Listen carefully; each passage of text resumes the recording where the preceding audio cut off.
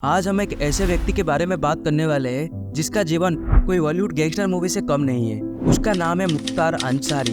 लेकिन कैसे एक सियासी परिवार का छोटा सा लड़का बन गया गैंगस्टर और कैसे हुआ उसका जीवन का अंत, जानने के लिए वीडियो को पूरा देखिए।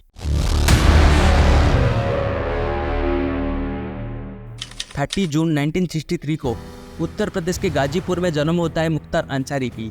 मुख्तार अंसारी की दादाजी यानी कि मुख्तार अहमद अंसारी एक फ्रीडम फाइटर थे।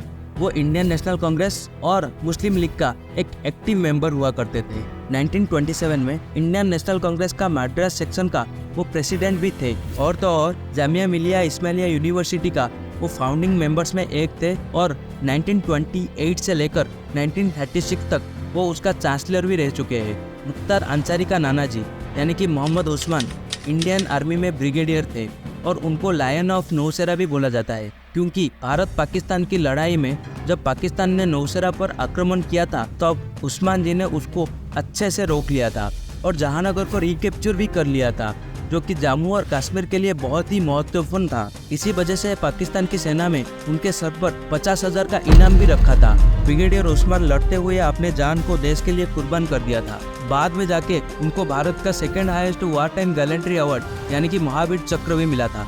इतना अच्छा खानदान में पैदा होने के बावजूद मुख्तार अंसारी सिर्फ 15 साल की उम्र से ही क्राइम के दुनिया में कदम रखना शुरू कर दिया था। भारत का 4 बड़ा राज्य उत्तर प्रदेश, बिहार, दिल्ली और पंजाब में टेरर का दूसरा नाम बन गया था मुख्तार अंसारी। उसके खिलाफ murder, attempt to murder, kidnapping, arm act, goonda act, gangster act, राष्ट्रीय सुरक्षा कानून ऐसे 60 से भी ज्यादा केसेस रजिस्टर्ड है। मुख्तार अंसारी के खिलाफ पहला केस रजिस्टर होता है 1978 में, जब उसका उम्र केवल और केवल 15 साल का था। 1990 में पॉलिटिक्स का क्रिमिनलाइजेशन होना शुरू हो गया था। उसी समय बाहुबल और लोकल इन्फ्लुएंस को इस्तेमाल करके मुख्तार अंसारी उसका political career Banaras Hindu university से शुरू करता है और बहुत ही जल्दी 1996 में वो बन जाता है महुआ की एमएलए।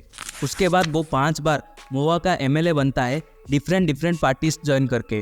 महुआ में school, road, water, hospital facility देके वो कोशिश तो करता है खुद का इमेज रॉबिनहुड टाइप का बनाने की, पर उसका गैंगस्टर वाला इमेज हमेशा ही रॉबिनहुड वाला इमेज को डोमिनेट करता है।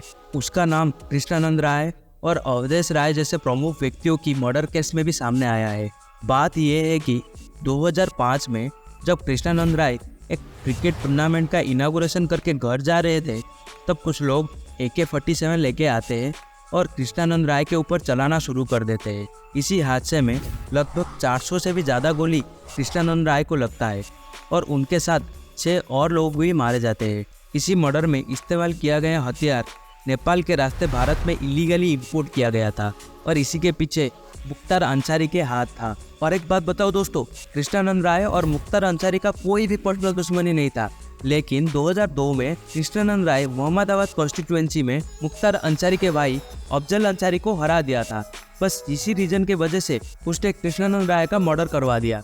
उत्तर प्रदेश का चीफ अजय राय का भाई अवधेश राय को भी 1991 में गोली मार के हत्या कर दिया गया था। उसमें भी मुख्तार अंसारी का ही हाथ था। इन्हीं सभी गैंगस्टर एक्टिविटीज के वजह से 2005 के बाद मुख्तार अंसारी कभी जेल से बाहर ही नहीं आ पाया, बस एक जेल से दूसरा जेल को ट्रांसफर होता रहा। 2021 में उसको पंजाब जेल से उत्तर प्रदेश के जेल में लाया गया और 28 मार्च 2024 को कार्डियक अरेस्ट की वजह से उसका मौत हो गया।